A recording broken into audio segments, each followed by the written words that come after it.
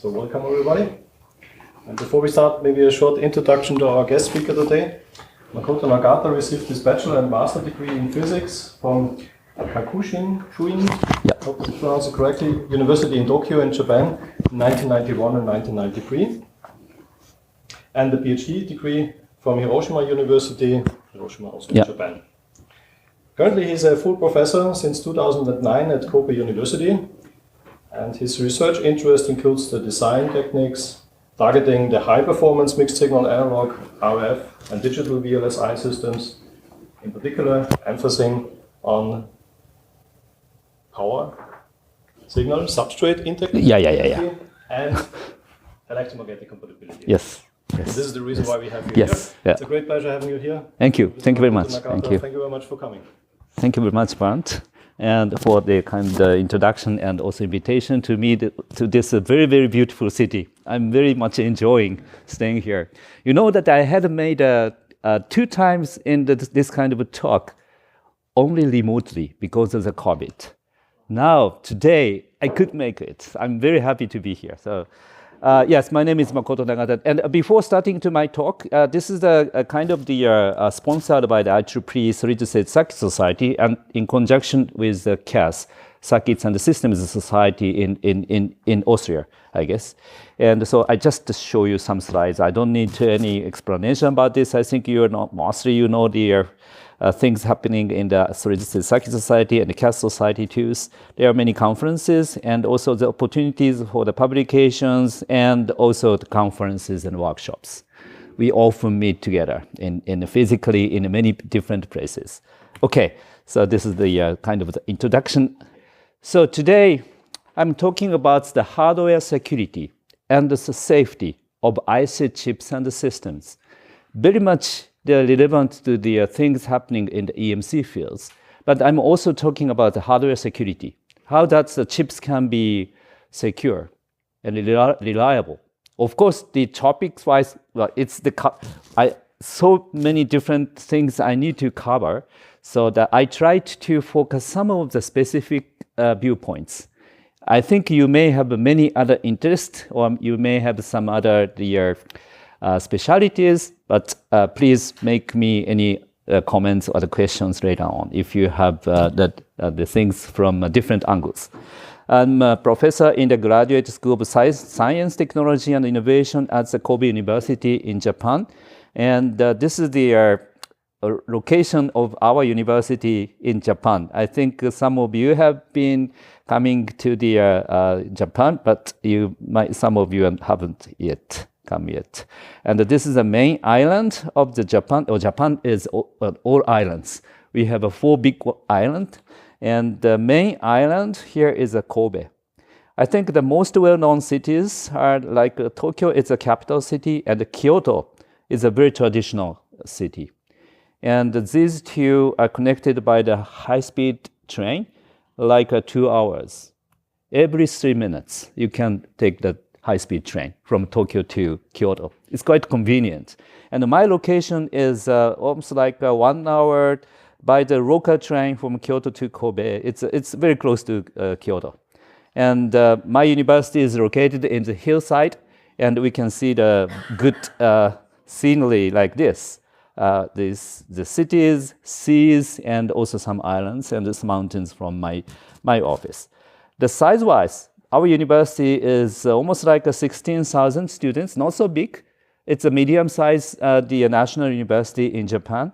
And we have another 1,600 teaching members, including professors and also research members. And my team, this is a snapshot I took last year in April. You see some cherry blossoms. I think I really enjoyed the one beautiful cherry blossom trees just in front of the entrance to this university. And quite similarly, that we have many cherry blossom trees in our campus. And we have boys and girls, and yeah. And our team is named as SEQI. It's a security, safety, and currently one of my professor in my team is working more on the quantum technology, like designing very, very low temperature, extremely low temperature circuitry for the quantum computing. It's analog techniques, quite useful for managing the single bits, quantum bits in the temperature range below 100 millikelvin, or very, very low temperature. And so we named our team as a CQUI. Okay, so today I will talk about security and safety of the IC chips. And after the introduction, I will talk about the sketch about the EMC problems. And this is a kind of the basement for the understanding why the EMC problems are quite important from the hardware security viewpoints. And then I will try to make some connections between the EMC knowledge to the hardware security problems. And also, I would like to cover some aspects of the solutions by the IC chip technologies for the mitigation and the protection against the EMC and the hardware security problems, and give you some small summary. So, this is quite the kind of the view where we are. So here is the IC integrated circuits.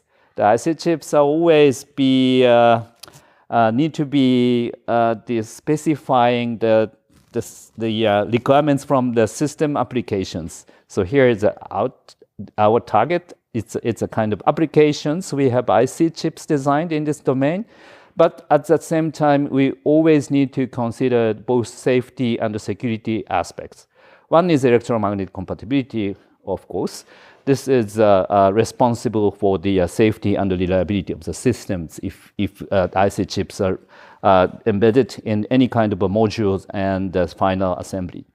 And also that we need to consider the security and the privacy all the time. IC chips always need to also be in charge of securing the security and also privacy.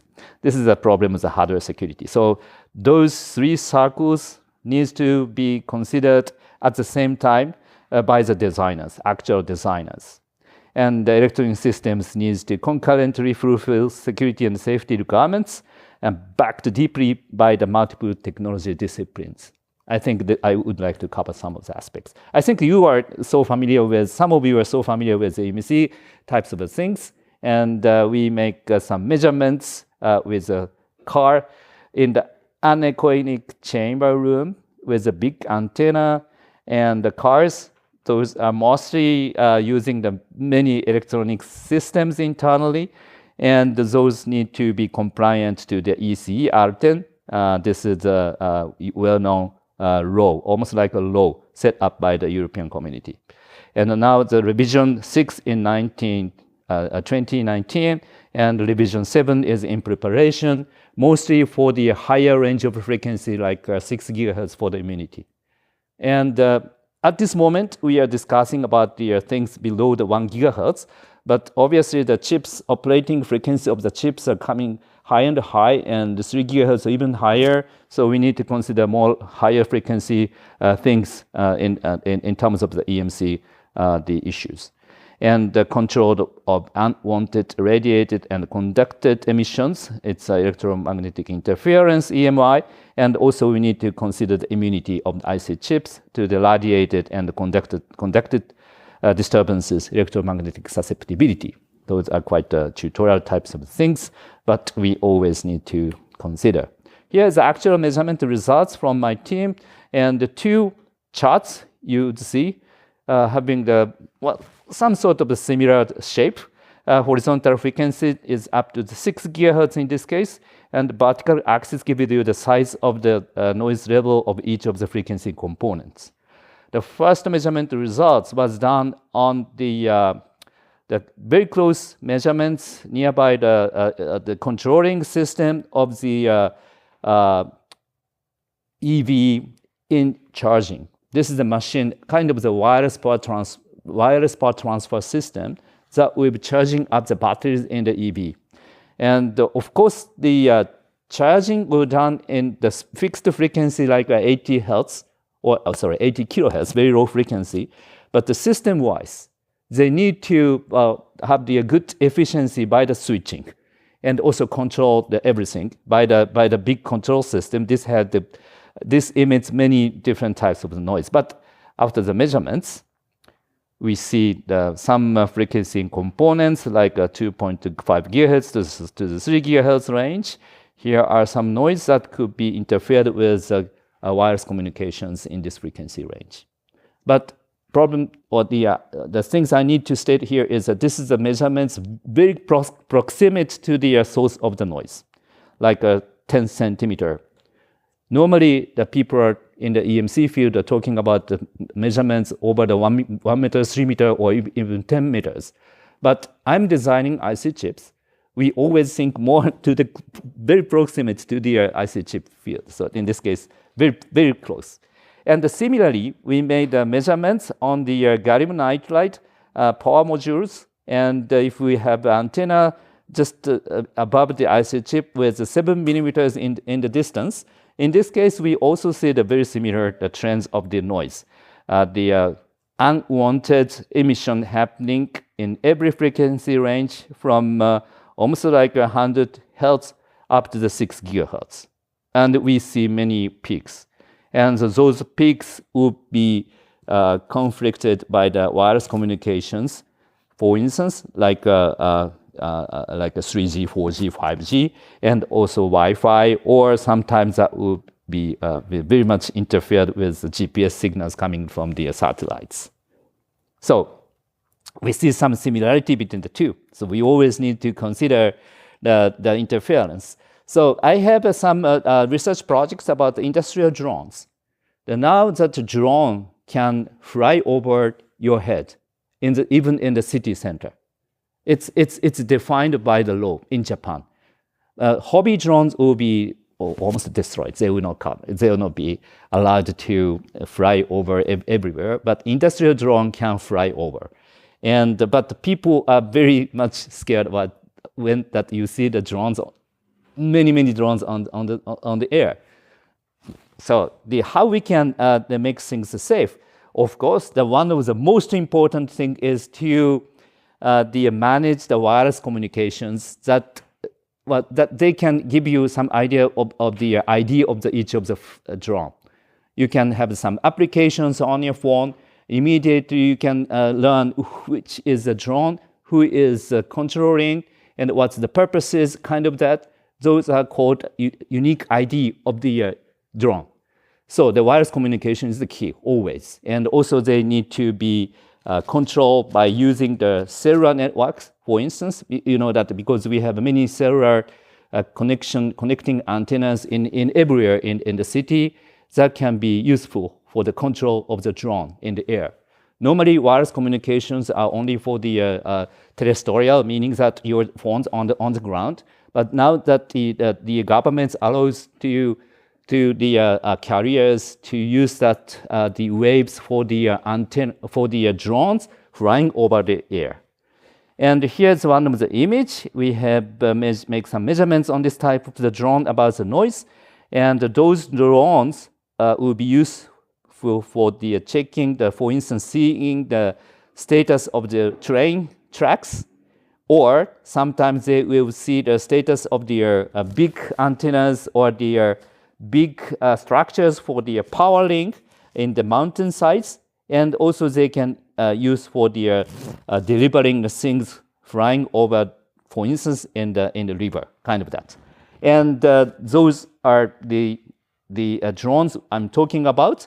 And this is again the measurement results of the proximity noise nearby the drones.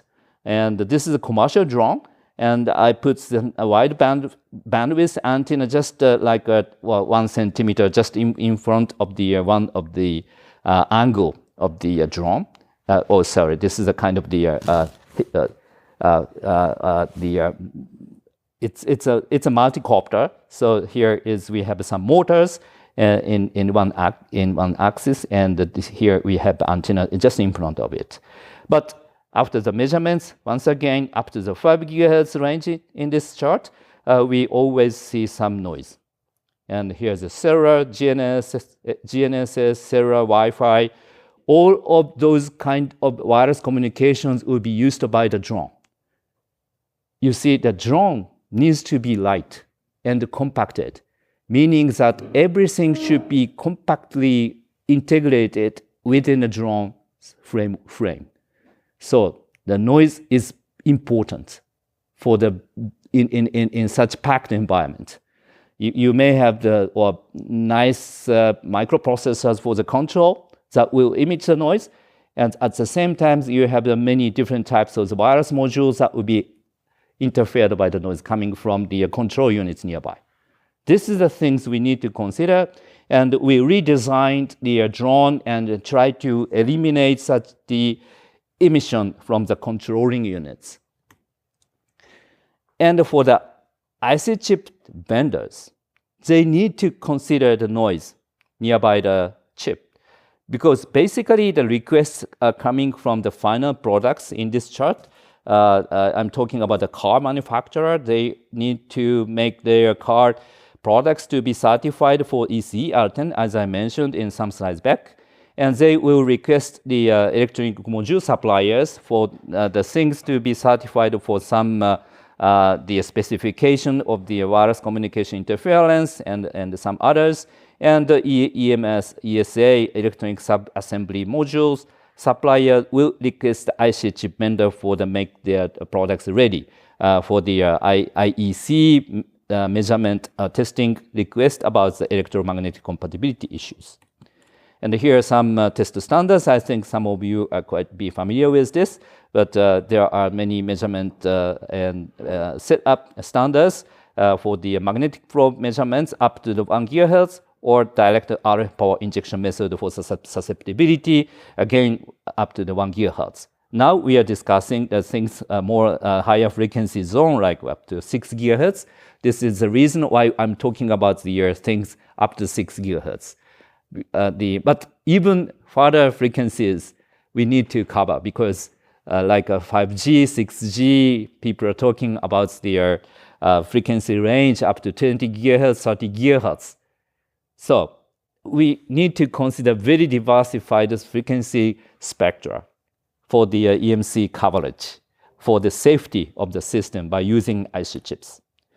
So this is the kind of size we need to consider. The chips is quite tiny always, like the size of like this one. Well, size-wise, the chips could be something like the 10 millimeter times 10 millimeter, but still this is a big chip, I would say.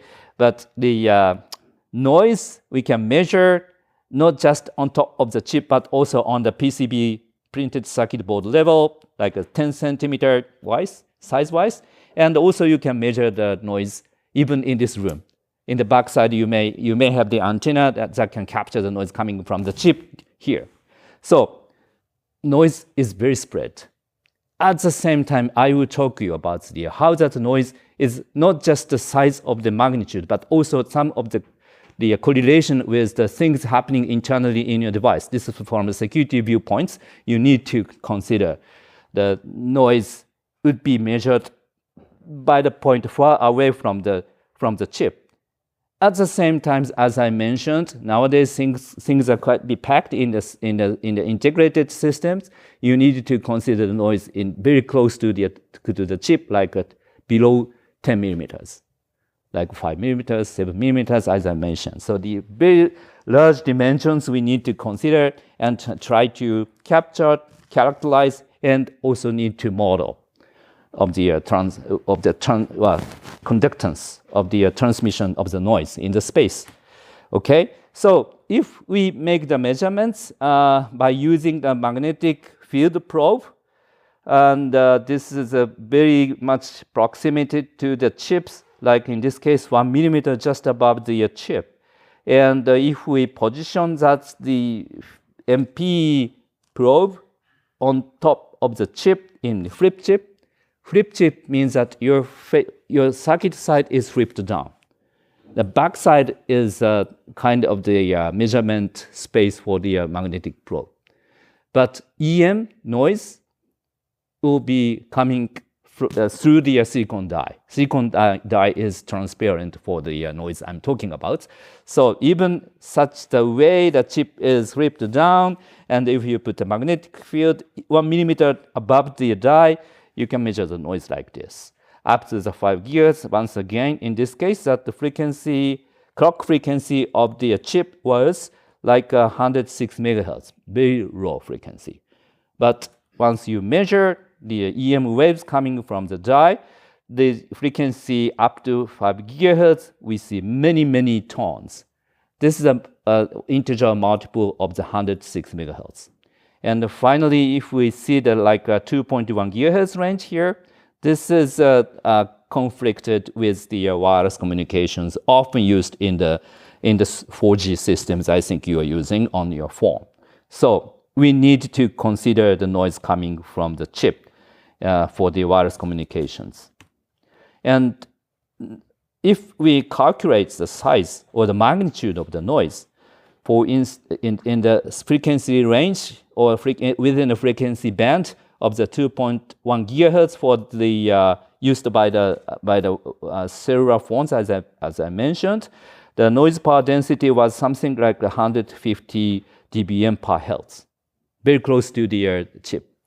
And this is calculated, and the potential E field sensed by the dipole antenna as the UE user equipment, and that would be the E field with the order of the 10 to the 100 microvolt per meter. This is the size you may use within the city. Your phone will catch the field EM waves coming from the base stations, and the E field size-wise, this is quite similar.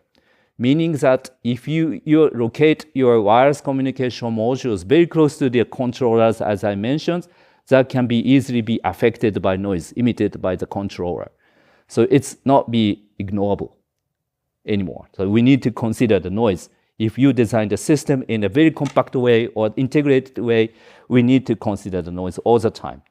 So this is one of our results, and also that we make some system level simulations, how that noise will affect the wireless communication performance. Here you see the system level charts. Here is a 4G, 5G modulator that is mimicking kind of the waves coming from the base stations that will be captured by the UE user equipment as in your wireless device. And the 4G, 5G class chip will convert that incoming signals into the baseband by using the analog front end, RF analog front end. And at the same time, we introduce the noise measured by the chip, as I mentioned, as showed you in the previous chart. And that will be the demodulated as the baseband, the digital the signal analyzer. And the results are shown like the chart on the right. The horizontal axis gives you the LTE signal level. In this case, I'm talking about LTE. This is the 3G types of the things, but the signal level from the lowest to the highest. And here is the throughput of the system and the existence of the noise or without noise. The green one is a case without any noise. This is a kind of the basic performance of this LTE receiver. In this case, you can capture the LTE signal well below minus 100 dBm per the 5 megahertz bandwidth, and having the throughput of more than like 95%. This is the requirements set by the 3GPP standards. But once we have a noise, proximate noise, as I measured, the emitted from the microcontroller modules nearby, that the LTE signal level for the 95% throughput becomes larger, meaning that you need a larger power coming from the base stations to combat the noise coming from nearby. So this is a kind of the degradation of the receiver. If you have your receiver modules very close to the noise source, like microcontroller units, running even on the 106 megahertz low frequency. But this noise at the 2.1 gigahertz, as it's the high order ones, could interfere with the LTE signal received by your user equipment. So now this was the kind of the EMC types of the understanding and how that noise should be managed and also be understood by the designers. And now it's a kind of the connections of our knowledge of the EMC field to the hardware security field. once again, as I mentioned, I can make the noise, very proximate noise nearby the chip, and also scan over the package or even on the printed circuit board. And you can make some field map as shown on the right. And bright color means a higher level of the noise components measured by the magnetic field probe. Obviously, we see the very clear, obvious red area here. This is a kind of the power supply VDD lines on the printed circuit board, meaning that the chip operates and consumes some power, and the powered by the external power sources, but the current flows from the power source to the chip through the VDD lines. Around the VDD lines, we have many noise, many high magnitude of the noise. And there are some blue areas. Those are quite silent, not so many noise. So in this case, that we can put some onboard antenna in this range if we design kind of the wireless systems.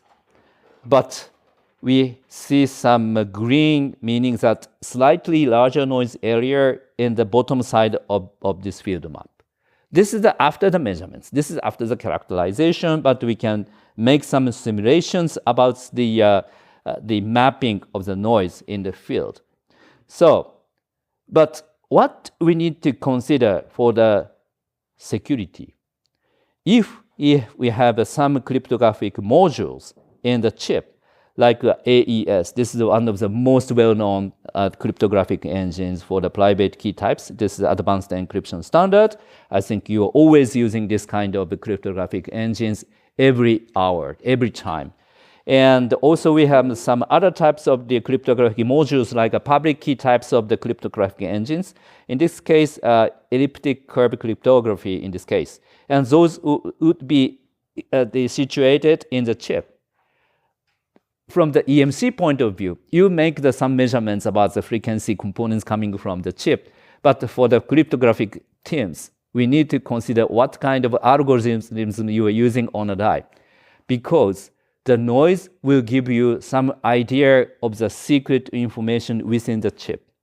Noise, now, it's not just a matter of the size, magnitude, or frequency, but now noise is a matter of the correlation between what the things are happening within your die.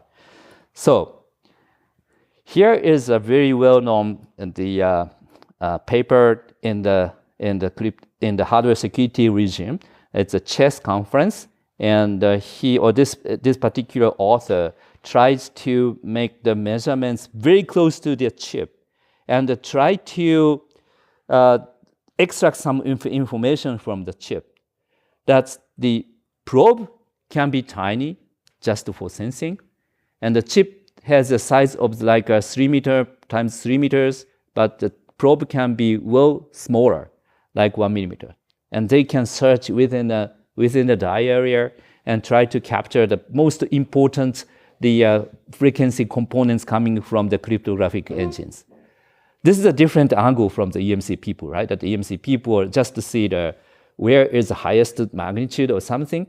But the cryptographer, he or she wants to see what's the leakage coming from. So try to see not just the biggest components. He or she wants to see what's the most important signals coming from the chip.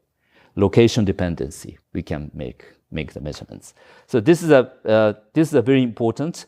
And now that this guy can extract some secret key just by the measurements. So now it's a matter of the correlation of the noise coming from your device. And from the IC chip level design, I'm a designer, so that this is a kind of the image I can show you here. If we have a big chip, we often talk about some of the secure zone or security enclave. This is a specific area that will handle the security components or security functionality. And this is a magnified idea of that kind of things. Here is a cryptographic processor having the data interface. And the external world, some of the data should be quite private, some are not. And some of the important data will be coming to the cryptographic processor through the data interface. This is a kind of the barrier, digital barrier between the external world to the secure zones. And here's a cryptographic processor that can handle the plain text and the ciphertext with a very, very secret key. And that will be powered by the power management control unit. This is DC converter on the die. And also they may have the specific the clock signal source, like a phase locked loop clock drivers, clock signal generators. Those who try to make the cryptographic processor isolated from the external world, from the BDD domain and also clock signal domain. Because sometimes malicious people tries to do something. For instance, they may inject a larger voltage, or they may try to inject some glitches intentionally, but those will be partly rejected by the power management control units for the sudden voltage, and also PLL will eliminate the glitches coming from the outside. Of course, those always need to consider the frequency components you're talking about, so it's not completely perfect, but those are kind of the analog barrier. Still, that is quite efficient for protecting the cryptographic processor from horizontally the activities coming from the board, for instance. But we need to recall that the EMs vertically emits. Those are horizontal protections, architectural explorations we can do. But horizontally digital or horizontally analog, I mentioned. But vertically, everything will be, you can make measurements of the EM through the front side or even back side, as I mentioned. So the vertical, the leakage, we need to always consider. This is a kind of connections, or we need to have both the digital guys and also analog guy and the EM guys. Otherwise, people may ignore the existence of the EMs. Or if you are good at making the measurements of an EM, but you may not what's the correlation happening internally within the digital circuits. So what we need to teaming up between the digital people, analog people, EM people for the making things trustful, right? And also not just making the measurements, but also we can inject. This is another angle. I will talk you later, but not just a simple measurements. It's a kind of in a possible way by just using antenna to capture. But at the same time, you may inject the powers into the die to make the kind of the faulty operations within the die. This is also another angle for the attacker to do.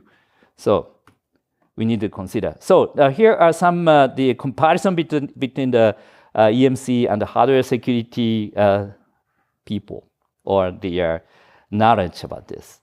Okay, so for the EMI, electromagnetic emission is important. As I mentioned, what's the size of the magnitude of each of the frequency components within your frequency zones of interest up to the 6 gigahertz.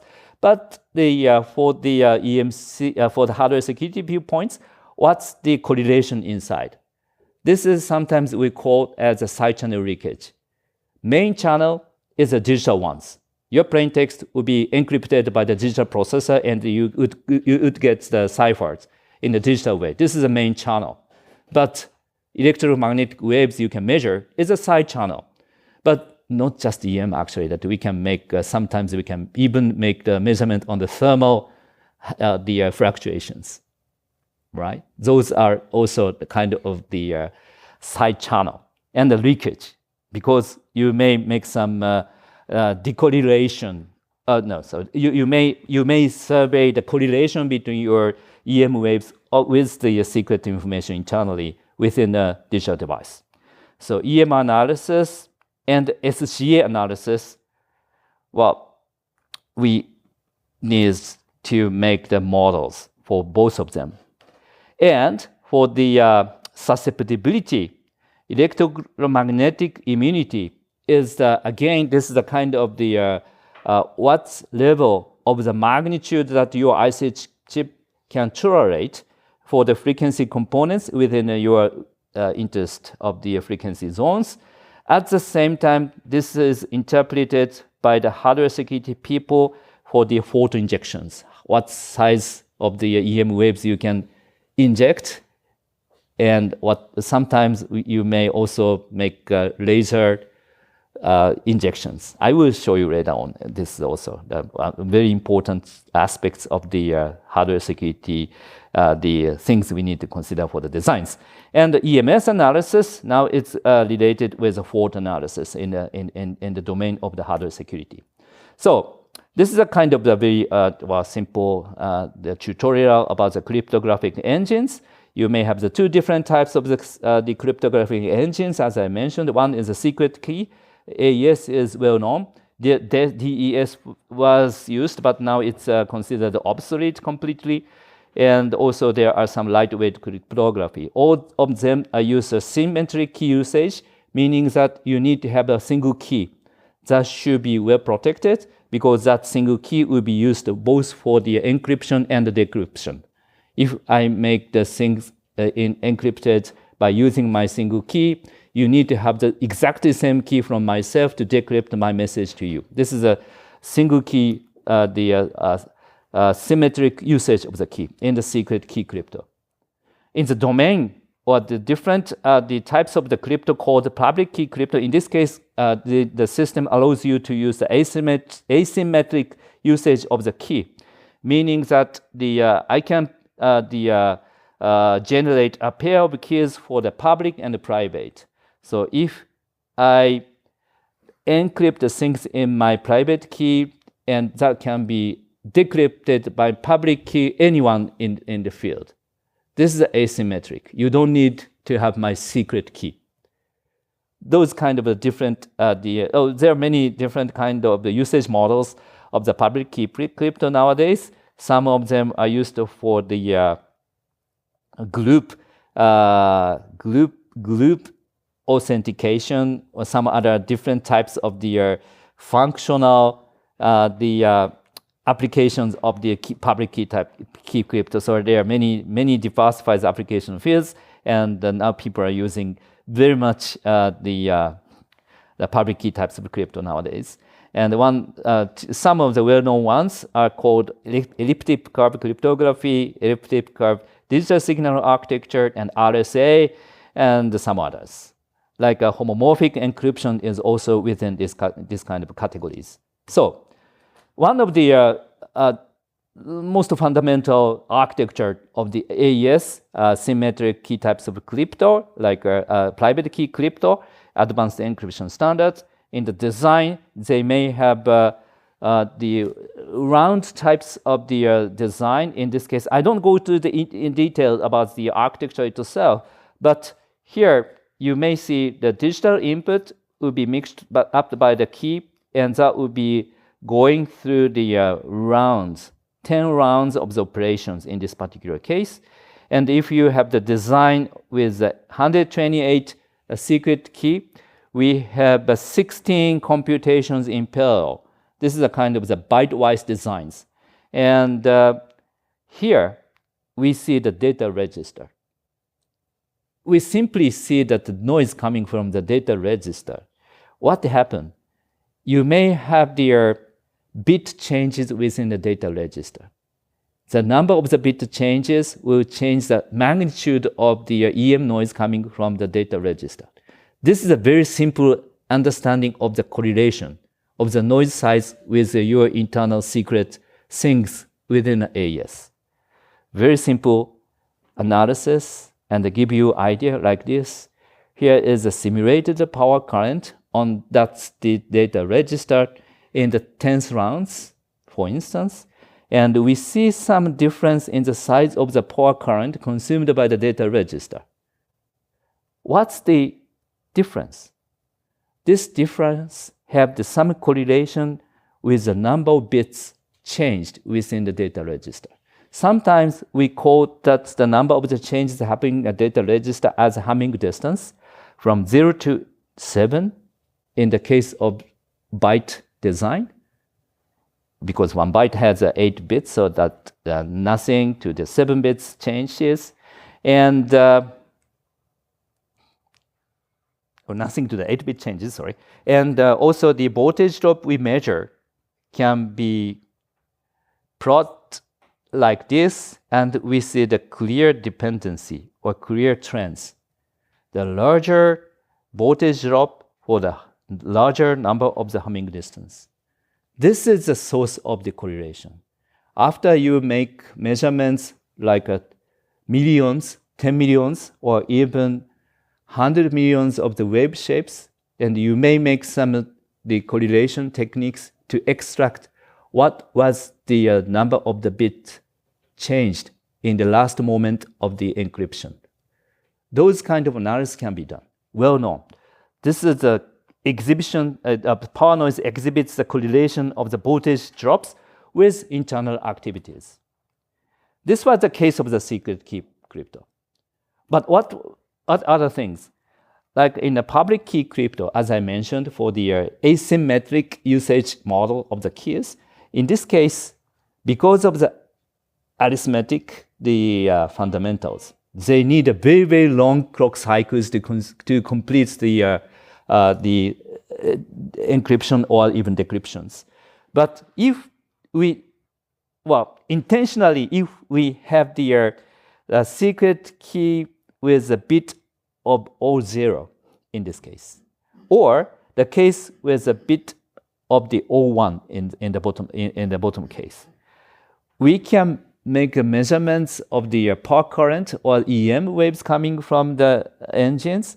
The 0 case has a smaller number of clock cycles to be used to complete the encryptions. And in the case of the 1, a bit larger number of clock cycles needed. Immediately, those will be transferred in the frequency components you're talking about.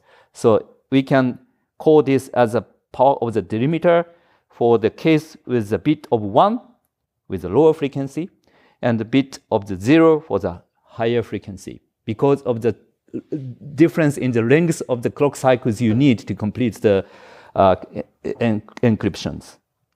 Of course, there are many architectural explorations try not to have such the immediate the leakage of the frequency components from the cryptographic engines, but I would like to give you an idea.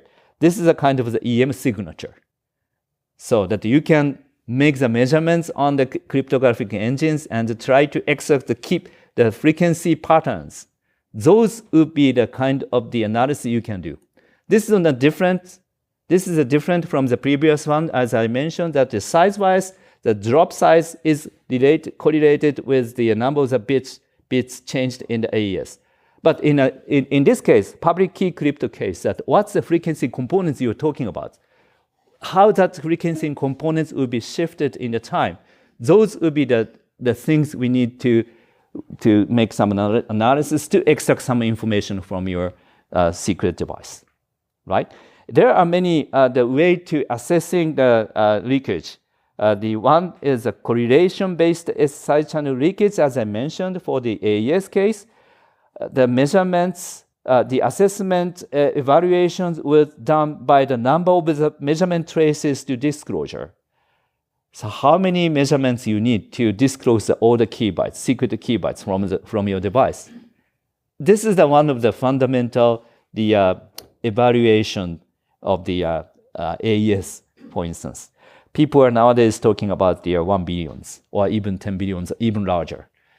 There are many special people who are trying to attack your device by making the measurements with a very, very large amount of the waveforms. 10 billions, 100 billions, they have a big data center.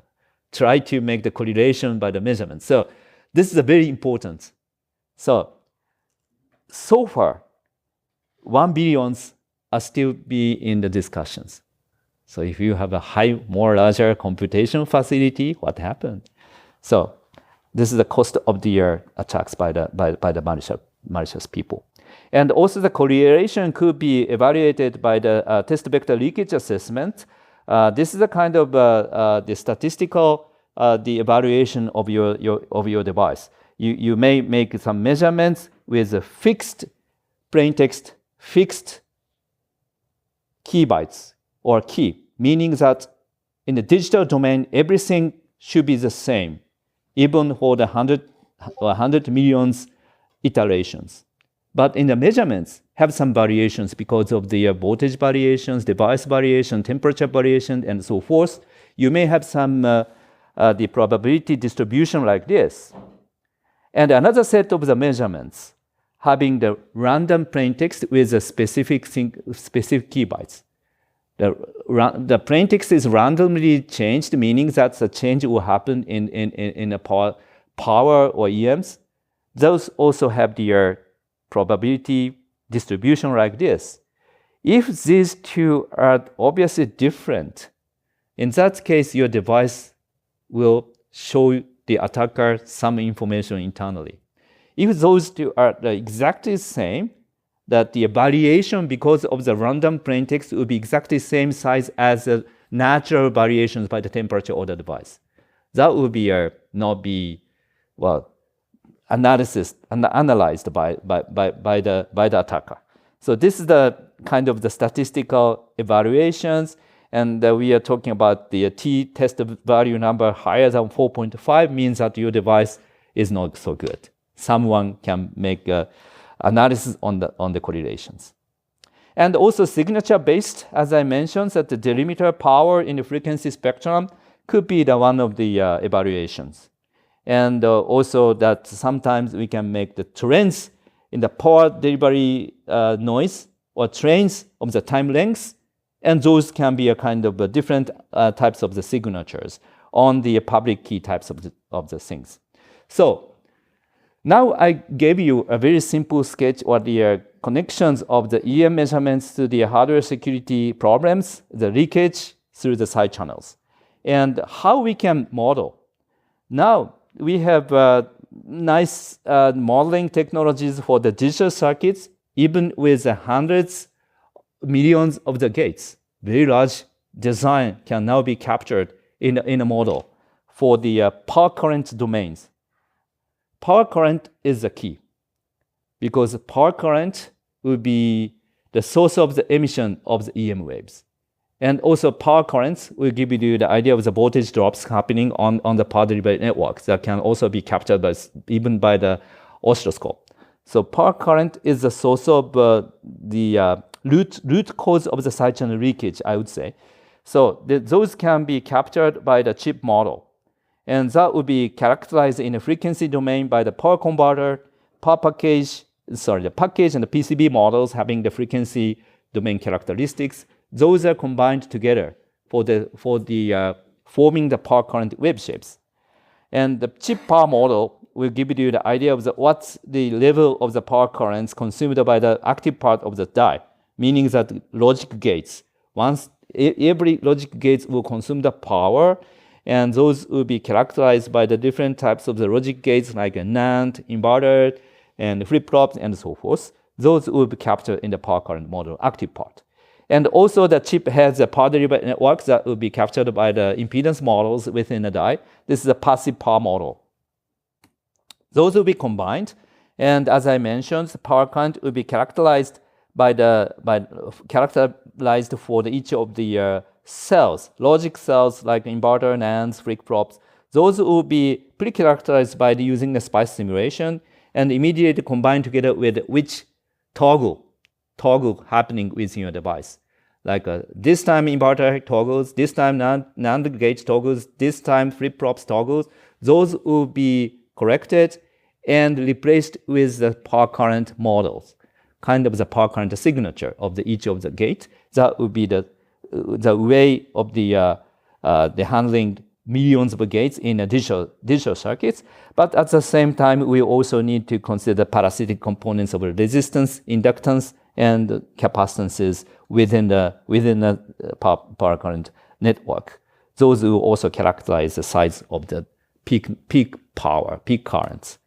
And those will be captured by the EDA flow, electronic design automation flow, and the full chip power delivery network modeling, cell characterization that will be given to your secret device having the AES or ECDSA or ECC, and the operation of your device will be captured in the power current in this chart. And I just want to show you how that simulation works, well or not. But in this case, in this particular example, we have a die chip here, and this has AES encryption engines with 34 kilogates, not so big, and operated at the frequency of the 34 megahertz. And the power noise can be simulated by using the chart I showed you, meaning that every clock cycles, what's the size of the power current consumed by the AES engine, that can be captured. And if we focus on the last round of the encryption and capture the waveforms for the different plain text given to this chip, finally we can see the chart like this. I think you can recall the slides I showed you. Horizontal axis was the number of the Hamming distance, and the vertical axis was the drop size. Quite similarly, we can see. In this case, the horizontal axis is the time, but this is a kind of the superimposing the wave shapes for the different the plain text, so that if we have this variation in the delta V, in this case, the current is translated into the voltage by the parasitics impedance nearby the die. And now that we can measure the voltage, this is exactly the thing that we can use your oscilloscope to make measurements like this. And now the simulation gives you the clear dependency of your voltage drop to your internal switching, or the number of Hamming, or the size of the Hamming distance within your AES engines. So this design is considered not so good. This is the kind of pre-silicon design, pre-silicon the assessment of your design. And after the correlations, horizontal axis gives you the number of traces, and the vertical axis gives you the idea of the guessed key bytes. If that guessed key bytes coming to the rank of number 1, you can crack. You could crack. You could extract the exact secret key bytes from just by the simulated the wave shapes. Trends for the blue ones, on the 20s, below the 3000 waveforms you need to extract all the key bytes. This is not so good because only 3000. People are talking about the number of wave shapes larger than 1 billion, but in this case, only 3000. Of course, the simulation is should always be pessimistic, but this design cannot be used because even after the implementation of the access silicon chips, probably 10 times larger wave shapes that attacker may need, but still that would be the 30,000, well below the 1 billion. So this is not good design. So now, if you understand the correlation mechanisms, you can simulate by using the existing EDA flow. Of course, that you need to set up the leakage models for the simulation. This is a point I need to deliver. So how people can set up the correlation model? This is the work done by the cryptographic people, right? So that if you design your chip, you need to talk to the people in the cryptographic field. What's the leakage model we need to consider? Once that you set up some leakage models, you can make simulations. You can make the assessments of your design. So now, once again, we need to team up together, right? Okay, so some solutions we may have. Oh, sorry, that something happened. IC chip level solutions that, as I mentioned, the EM noise becomes more prominent from safety and security viewpoints, as I mentioned. And EM noise solutions have always been demanded, explored, and exploited. So what kinds? One is the simulation technologies, as I mentioned in the previous chart. So it's a very important, simulation techniques is quite important for before going to the silicon. And also the circuit techniques, we may have different angles, like a low power, low noise digital design that will also be helpful. And also attack resilient architectures, sometimes in architectural level, like a threshold or like a masking, and many different types of design techniques you may have that will be long time studied by the people in the cryptographic area, and those should be well implemented in the circuits. And also attack detection circuits and another category. If you have a probe will change the EM fields nearby the chip that will be detected by the sensors within the die, kind of that. So circuit techniques are always need to be more and more studied or explored for the good solutions. And also the packaging techniques is another solution, right? That's, as I mentioned, horizontally you may have the digital barrier, analog barrier, but vertically you need to have some structures not to emit EMs or not to measure the current by the attackers. Those can be kind of the shielding or the protection by the vertical structures. You may consider 3D chip stacking, and also nowadays we are talking about the chiplets. How those will be integrated on your assembly boards. Those are chances for us to make the things better or to make the thing more protective against attacks. So simulation is quite helpful. Not just the assessments of the potential leakage from your device, but also where that leakage will happen in your die.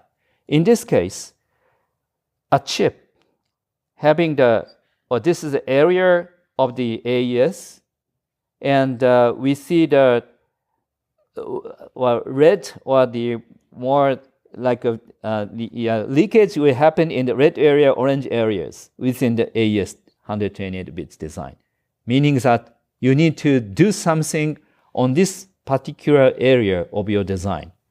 Like you may insert some decoupling capacitors, or you may reroute or replace or change the placements of the gates in this area. Of course, you need to have some drawbacks for the slower frequency of the operations, but you may do something for the kind of the exploration of the placement routes of your digital designs, not to leakage happen like that. Those will be one of the guides given by the simulation. Or also that you can connect the power current simulation with the EM fields nearby, how that will be detected by the antenna. Those are also nowadays can be simulated by the kind of the multiple physics simulation techniques, like combination of the power current estimations, as I mentioned, and also the field solvers that will be connected to the chip. And in this case, that we can use these simulation techniques for the exploration of the packaging, for instance, how that the things can be shielded by the structures. The change in the structure is very, very, very high cost. So you need to, confirm that the results should be nice to negotiate with, for instance, your customers. If we need one additional layers for the shielding, I think the customer will not allow, because this will be high cost. But you may have the simulation results. Without this one, someone can attack your device. The security problem happened later on, after the shipments to the market. And then someone cracks, they need to change all devices. That will be a more larger cost.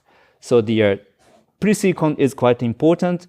And also you need the simulation techniques to negotiate with your customers or your boss for having the sum of the cost before going to the markets. So this is the kind of the simulation techniques. And also we have some EM noise suppressors, like I'm very like to use such the exhaust, the different or very strange materials, like magnetic materials can be situated within your device.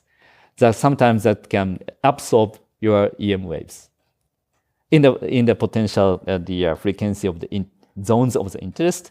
And also we may have the fan-out laminates. Nowadays it's a technology is developed for the multi chiplet designs. Here is a very thin materials like metallic materials and also the plastic materials that can wrap your devices with some specific conducting patterns. Here, here is a device, and here we have a very tiny but big capacitors, round side capacitors, just underneath the pod modules on the silicon chip. This will eliminate the voltage variations happening within the power domain.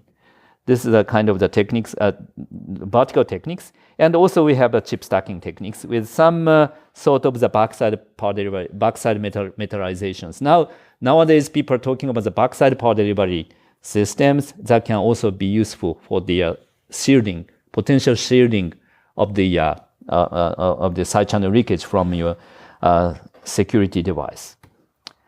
Example, as one of the example I would like to show you is the case with a drone. In this case, industrial drone, without any suppressors, as I mentioned in the beginning of my talk, there are many noise within a frequency range up to 6 GHz. But after some countermeasures, number one, the noise getting decreased, but it was not so sufficient. And the further countermeasures we applied, now that noise gets quite much reduced in this green one, and we don't see any specific tones for the 2 GHz or even up to the 6 GHz. So this kind of the suppressor always be needed. But this is a measurement results, not by the simulation, unfortunately, in this case. But once we have good countermeasures, even with the first one, the 20 dB improvement of the wireless communication performance, that was estimated by the simulator, kind of that. And also the side channel leakage mitigation can happen with such the different types of the suppressors. In this case, the 3G chip stacking can be helpful in some part, but still that the results-wise, only the 14 times larger number of traces needed for Adapter, not completely eliminating the side channel leakage. This is still the things we need to consider. Even with such 3D chip stacking with a specific metallization techniques within a die, they cannot eliminate completely, because this is not the matter of the size of the leakage, the amplitude of EM waves, but this is a matter of the correlation internally. I think you know that the CDMA techniques, everything is below the SNR of the 0 dB, but people can extract some information. This is the nature of the CDMA. Similarly, that the correlation is a very, very strong for the attacker, unfortunately. So that we need to have more like circuit techniques and vertical structure techniques. Those should be combined. This is the ongoing things we are doing. And also if we consider the photon injections, I think you are so familiar with the direct power injection for the electromagnetic susceptibility measurements. And in this case, the power will given to the specific pin of the DUT device under testing. And that would be, for instance, like this, if we have a CAN device for the networking within the automotive, and here is a kind of the DPI measurements. And it was proven that this device is okay for the power range defined by the IEEE IEC standards, and there is nothing. Of course, there are some degradation in the communication performance, but within the safe range. But we need to understand what is happening within the device. This is the kind of the on-chip measurement techniques to see the voltage variations happening within the device under the DPI. DPI off case, we have a red one, quite stable for the dominant, and for the recessive, if you're familiar with the CAN communication, the protocols. But if we have some powers from 4 dBm, 16 dBm, 21 dBm, and 26.5 dBm, we have a very clear sinusoidal variations happening within a device. But fortunately, the CAN is a differential design, pseudo-differential design. They can eliminate the sinusoids at least up to the 26.5 dBm. But larger the injection happens, there are some not complete symmetry within the differential design that will give you the degradation, rapid degradation of the communication performance. So this can be, I think, that you can simulate, but the simulation needs to be calibrated by the measurements, for instance. So one of our solution trying to make things better for the EMC and also hardware security is on-chip measurements within the die. So active photo injection, this could be the last topics I would like to provide today. So DPI was set by the IEC. This is a standardized way. But what for the attackers? They can do things with very many different ways. Like in this case, as I mentioned, nowadays chips are flipped down. Backside of the silicon can be open for the attacker. You may simply eliminate the plastic package, and you can put some needles and inject voltage pulsing. It's like a ESD types of the measurements, and you can put the needle and the high voltage pulsing like a 600 volt or even 1000 volt. Device will not be broken, but something will be happening on your digital circuits. Similarly, you can inject the EM waves by using the magnetic coil with a very high amplitude of the current that will inject the EM waves to the digital device. As I mentioned, that the silicon is transparent so that even from the backside, you can target some digital devices on the front side that will not be visible from the backside. Of course, if you have the IR laser, you can see, but normally you cannot see. And also, IR laser can be used for the pulsing, injecting the photons into the device, and the photons will be interact with the PN junctions nearby the device. That will create the currents, and that will be flowing very, very locally within the digital circuits, and that will also affect the status of the flips in the device.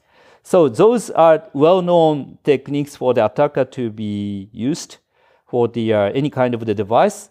And the results-wise, as shown on the right, this is a very typical sketch for the AES. As I mentioned, 128-bit AES has 16 different bytes, 16 parallel operations.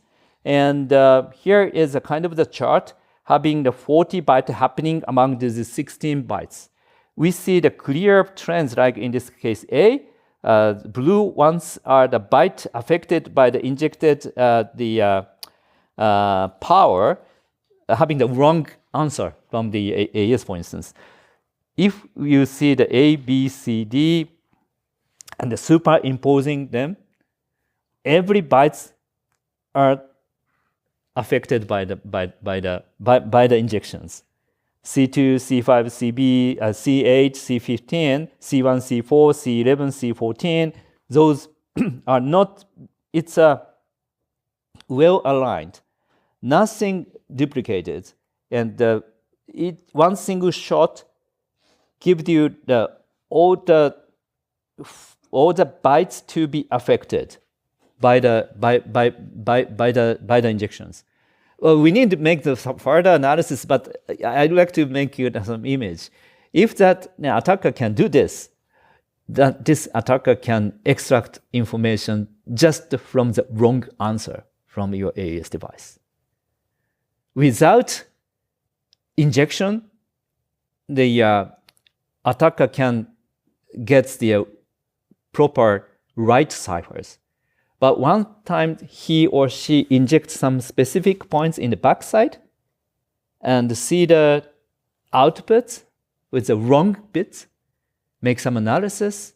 In this case, all the 16 bytes are affected by the single injection, meaning that he or she can make some additional analysis between the kind of the differential analysis between the correct answer and wrong answers.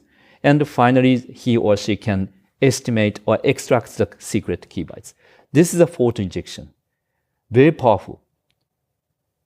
Because tiny needle, you can scan around from the backside. you can find out the exact location where you would get this kind of the mapping of the 40 bits in among the bytes. So this is the things we need to consider, and how that happens. Once again, that we need to have to analyze or understand the physical knowledge in the process of the having the bit flipping within the flip-flops. Once you, for instance, in this case, once you irradiating laser on your device from the backside. This is a kind of a laser-induced substrate voltage variations measured by the on-chip monitor. In this particular case, laser irradiation of the 200 nanoseconds, the voltage will be increased. Normally that should be stacked at the 0 volts, but that happens with the laser irradiation with the 200 millivolt peaks happening. This will change the bits within your bit flip, or the flip-flop. Here is the measurement results. Here's the on-chip monitor measuring the voltage variations nearby the 1-bit flip-flop, and the laser can be spotted in the very narrow point. And here is the laser injection spot. In this case, the voltage happens and the bit flips. And this is the source of the correlation, as I mentioned, by the differential analysis between the correct and wrong answers from the AES.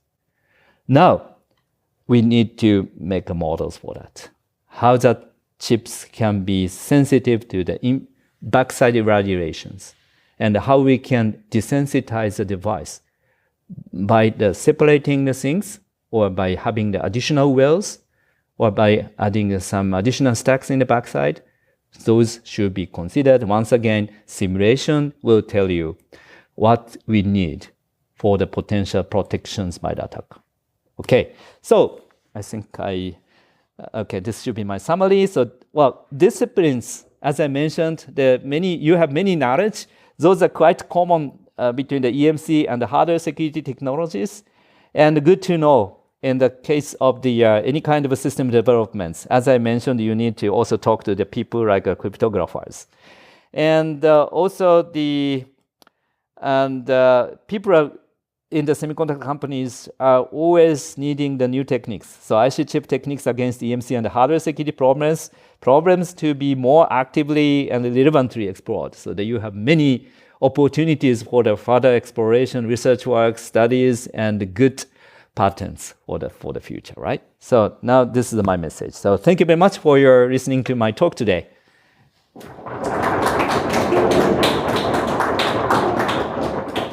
Any questions, comments? Thank you very much for coming.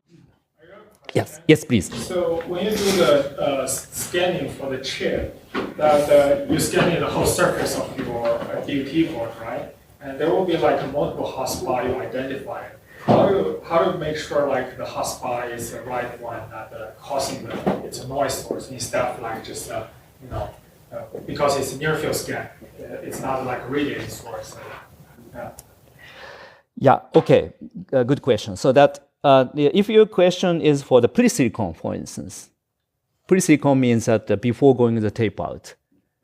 In that case, that you can spot what's the highest the area emitting the EMs, and that can be defined, and also that will be spread over by redesigning the chips. This is a solution as a pre-silicon device. But after the measurements, you're right. You can spot specific point, but you can make the measurements even from the bit distant from the device. You can capture. Those are just the information, I would say. So it's. So you mean like the near field scan that the hotspot you identify, it's mainly like help you identify the conductivity, like where it's the source, instead of where it's a radiation source, right? Yeah. Measurement will give you such ideas. But point here is you need to do this before going to the tape out. Yes. Once again, thank you for your very informative talk from my side as well. I come from the field of low power embedded network systems. Yeah. And what I would like to know is, as you mentioned, the secret key crypto, I would like to know what are the main challenges in securely storing the keys and executing cryptographic operations under strict energy constraints without compromising the system's efficiency and communication performance. Very good questions. Of course, that you need to pay cost for the security, right? So even such the low power designs, if that you need to make the better cryptographic engines, you need to have some redundancy within the circuit. So I think you need to pay some power cost for the higher level of security.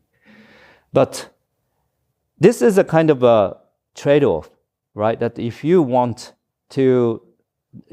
don't want to raise the power, you may have some additional materials that will make the protection better.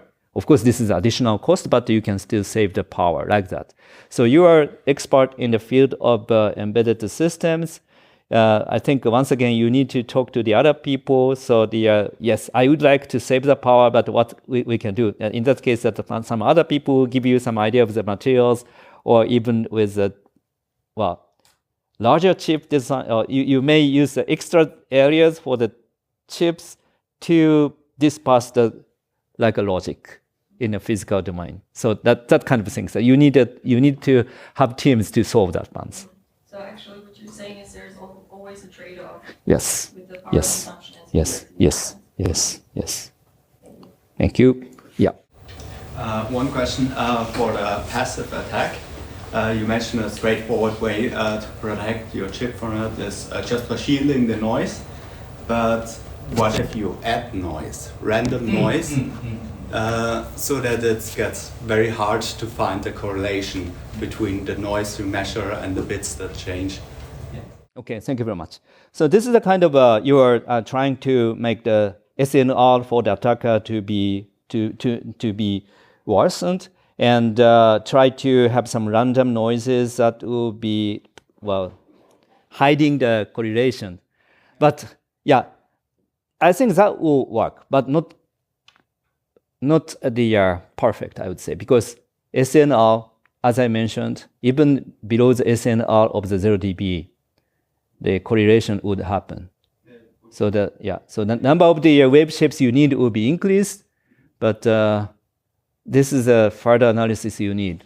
How much noise you need, like that. For instance, that we have some measurements about the 3D chip stacking, because that if you have a cryptographic module in this tier and some other logic in another tier, then from the top, those will be added. But still, we see the correlation, unfortunately. So that I think that will increase, that will make things better, but not 100% the answer to the decorrelation. Yes? I'm from one of the IC manufacturer and designer companies, and we have been doing for a long time these well-defined, standardized DPI, 150 ohm, and all these measurements. But the fault injection is a new topic, also interesting for us, which I believe has not so many standardized approaches at the moment.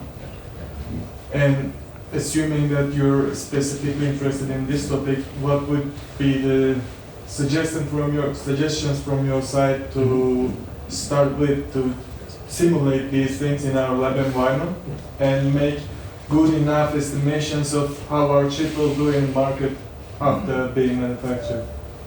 We are doing post-silicon testing, and we want to see if attackers will be able to read something on it. Yeah, well, it's a very super good question, and it's quite difficult to standardize actually.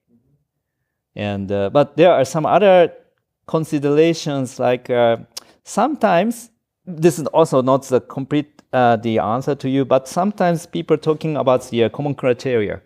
This is a kind of the way, defining the level of your device to be protected from the attacker. This should be, it's not perfect explanation, but this should be, declared by the chip manufacturer like you. This device has the protection for some level, and that will be tested by the third-party evaluators, and confirm that yes, you're right. Your device is certified by your own the declarations, and then the users needs to understand what's the level that this device can be tolerate, kind of that. So declaration, certification, it's a kind of a security guarantee, kind of that. But not 100% the protections, as I mentioned, because always attacker is better, right? He can slice the chips or he can do something additional. You can't say 100% protection for any kind of attacks. So that you may declare this has the security level for the certain security level by our declaration, and that should be certified by some third-party people, and also be assured by even by the governmental people, and then you can ship your device. This is the one way that people are doing. So, but of course, you're right that we need to consider some other types of the standardization about the metric, how that we can measure the protections, kind of that. This is actually exactly how we're doing it.